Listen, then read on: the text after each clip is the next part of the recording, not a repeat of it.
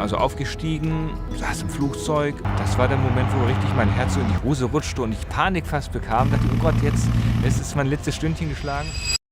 In the height of the Cold War, a single audacious act by a 19-year-old West German pilot stunned the world and exposed deep vulnerabilities within the Soviet Union's military defenses. In this video, we will delve deeper into this notable event that shocked the world.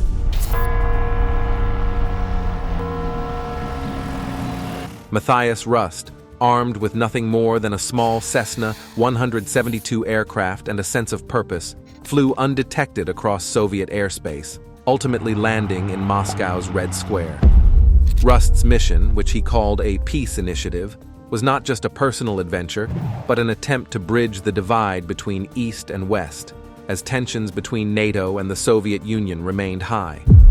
His daring flight embarrassed the Soviet military, led to the dismissal of hundreds of officials, and provided Mikhail Gorbachev with a unique opportunity to push forward his reform agenda. Rust's flight became a symbol of defiance and revealed the cracks in the mighty Soviet system. This video delves into the motivations behind Rust's extraordinary journey, the unprecedented failures of Soviet air defense, the legal consequences he faced, and the political aftermath that reshaped the Soviet Union. The incident. On May 28, 1987, a decision from the USSR Foreign Ministry made headlines across the globe. The ministry announced it was rejecting an appeal from Matthias Rust, a German teenager who had unwittingly become the center of an international controversy. At just 19, Rust had pulled off a daring and unprecedented flight, steering his single-engine Cessna more than 500 miles through the Soviet Union's formidable air defenses to land in the heart of Moscow's Red Square.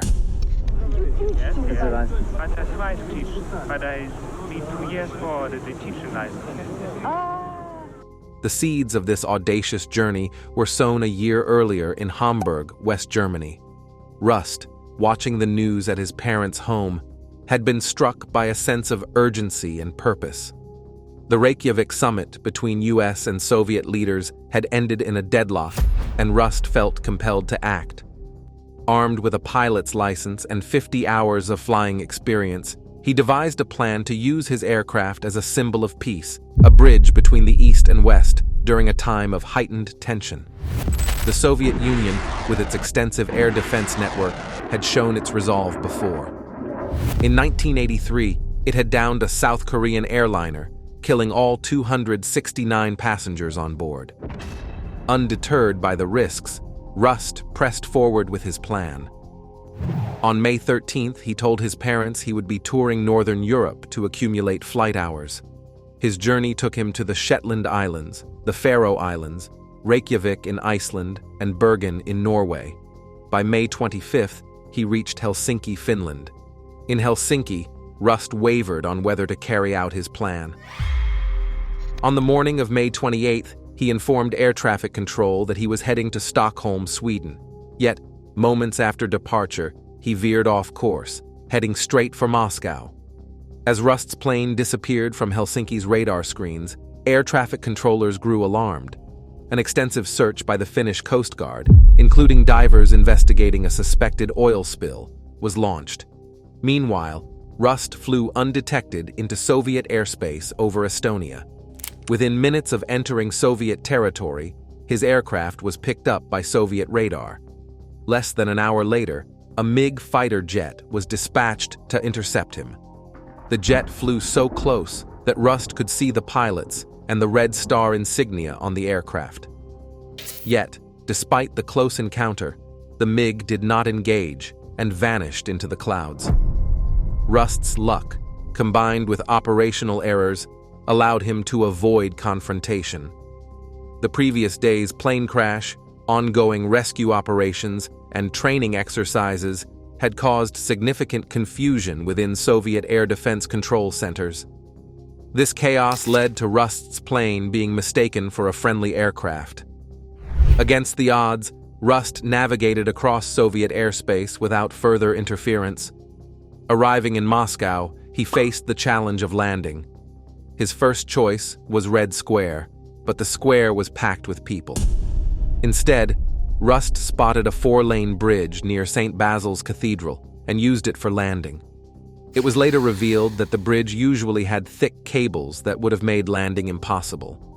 However, on that day, the cables had been removed for maintenance, a fortunate coincidence for Rust. As he taxied his plane into Red Square, Rust was met by a curious crowd. He told them he was on a peace mission from Germany.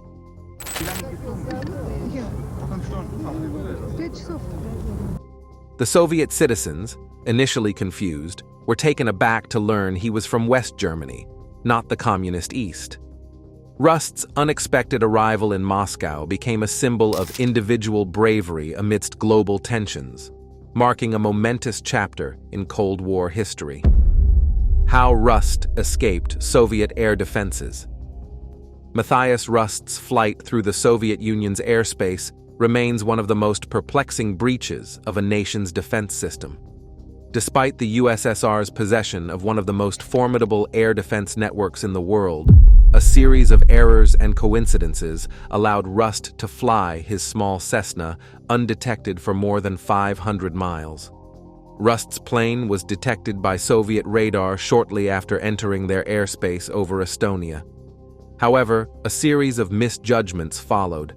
Soviet forces, preoccupied with a rescue operation for a recent plane crash and preparations for the annual Soviet Air Defense Forces holiday, misidentified Rust's plane as either a training aircraft or a friendly domestic flight.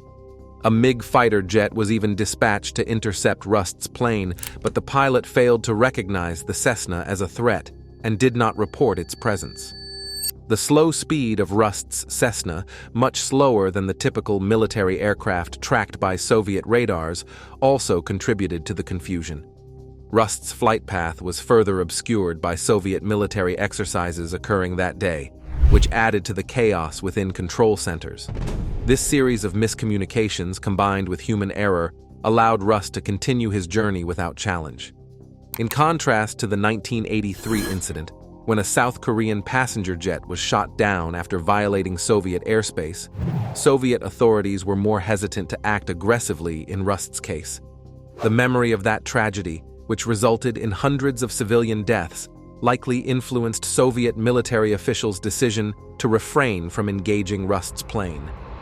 This hesitation ultimately allowed him to reach Moscow without any intervention. Arrest and media reaction. When Matthias Rust landed in Red Square, he expected a quick and harsh response from Soviet troops and KGB agents. Instead, he was met with a crowd of confused onlookers. At first, people were unsure about what was happening. Some wondered if the small plane belonged to Soviet leader Mikhail Gorbachev, or if it was part of a movie shoot. As people realized the situation, they began to gather around Rust, curiosity getting the better of their initial confusion. They shook his hand and asked for autographs.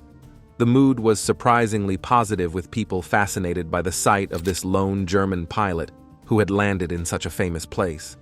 Among the crowd was an army cadet who admired Rust's bravery.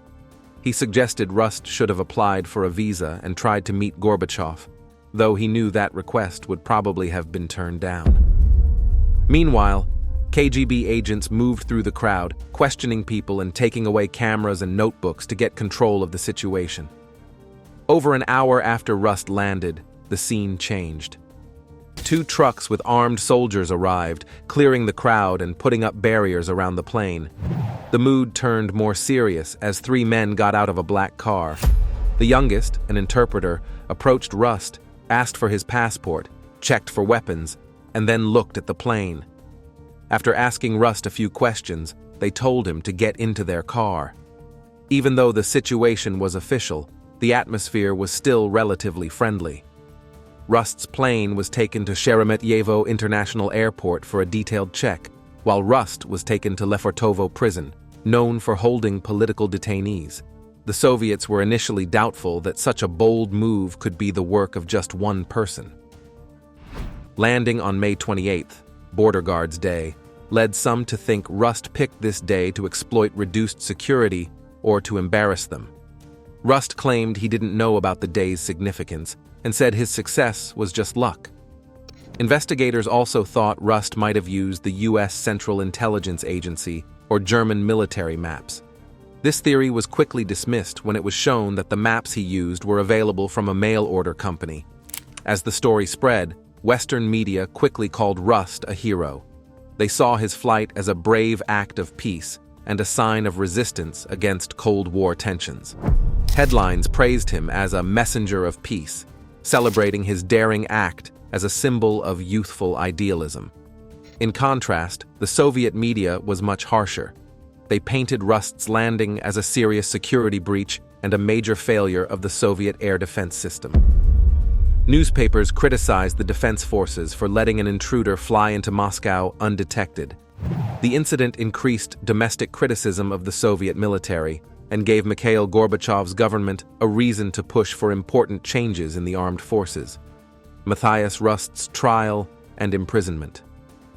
The arrest shook the Soviet government, which was embarrassed by the ease with which Rust had penetrated their air defenses. The incident raised immediate concerns about the competence of the USSR's military, triggering a series of high-level dismissals. Rust, initially treated as a curiosity by onlookers, was quickly portrayed by the authorities as a reckless adventurer who violated international law and endangered Soviet citizens. Investigators asked Rust about the bridge where he landed, which usually had many wires. Rust said he only saw 3 sets of wires. It was later discovered that most wires had been removed for maintenance on the day Rust landed, which was considered a lucky break for him. Various theories about Rust's motives circulated, including claims he acted on a bet to impress someone or to drop leaflets for Rudolf Hess. The communist newspaper Pravda even suggested he was part of an international plot. Despite these rumors, the Soviets conducted a thorough investigation. On June 23, 1987, the Soviet investigation was completed. Rust was charged with illegal entry, breaking flight regulations, and malicious hooliganism. He admitted guilt to all charges except for malicious hooliganism, arguing he meant no harm. On September 4th, after a short trial, Rust was sentenced to 4 years in Lefortovo prison. Although Lefortovo was stricter than a labor camp, it ensured his safety and allowed him special privileges like gardening and visits from his parents every 2 months. Rust was released on August 3, 1988, as a gesture of goodwill after the signing of a treaty between Reagan and Gorbachev. Rust's flight had a major impact on Soviet military and political structures, leading to the dismissal of high-ranking officials and changing how the public viewed Soviet military power. The incident played a role in ending the Cold War by showing that the Soviet Union could handle a security breach, which helped lead to internal reforms and the eventual collapse of the Soviet Union. Aftermath in the Soviet Union. The unexpected landing of Matthias Rust in Red Square triggered a massive shakeup within the Soviet military hierarchy. In the wake of this embarrassing breach of Soviet airspace, over 250 military officials were dismissed. Among those removed were high-profile figures such as Defense Minister Sergei Sokolov and Marshal Alexander Koldunov. The scale of the purge led to speculation that Rust's flight was used by Soviet leader Mikhail Gorbachev as a strategic pretext to rid himself of military leaders who opposed his reforms. Gorbachev was in the midst of pushing for significant political and military changes, including increased openness and restructuring of the Soviet system. The incident provided a politically advantageous opportunity to eliminate key figures who were perceived as obstacles to his agenda. Thus, while Rust's flight was initially seen as a security failure, it inadvertently became a catalyst for major shifts in the Soviet military leadership. Matthias Rust's flight to Red Square had significant repercussions in the Soviet Union, causing widespread embarrassment and leading to a major shakeup within the military establishment. The incident exposed serious flaws in the Soviet Union's air defense system, especially since Rust's small Cessna plane had flown undetected for several hundred miles, only to land in the heart of Moscow. The failure to intercept Rust's plane led to the dismissal of more than 250 military officials, including key figures such as Defense Minister Sergei Sokolov and Marshal Alexander Koldunov, head of Soviet air defense. These firings were not only a response to the humiliating breach of Soviet airspace, but also speculated to be part of Mikhail Gorbachev's broader plan. Gorbachev used the incident as a pretext to remove military leaders who were opposed to his reforms, including perestroika, economic restructuring, and glasnost, political openness. In the immediate aftermath, Soviet media heavily criticized the failure of the military to prevent Rust's flight, while Western media praised the daring act. For Gorbachev, the event ultimately served as an opportunity to consolidate his control and push through reforms that would redefine the Soviet Union's future, hastening the decline of rigid military influence and fostering greater openness. Rust's later life. Matthias Rust was sentenced to 4 years in a Soviet labor camp, but served only 14 months before being released as a goodwill gesture following the signing of the US-Soviet Non-Proliferation Treaty in 1988. After returning to West Germany, Rust never flew again and faced significant legal troubles. In 1989, he was convicted of attempted murder after stabbing a woman who had rejected him, resulting in a 15-month prison sentence. Later, in 2001, he was found guilty of shoplifting and, in 2005, of fraud. For these offenses, he was required to pay fines. Today, Matthias Rust leads a low-profile life as a financial analyst, yoga instructor, and poker player. His plane is now displayed in a German museum, preserving the legacy of his daring journey, a symbol of individual action in the face of global tensions. Thanks for watching. We'll see you in our next video.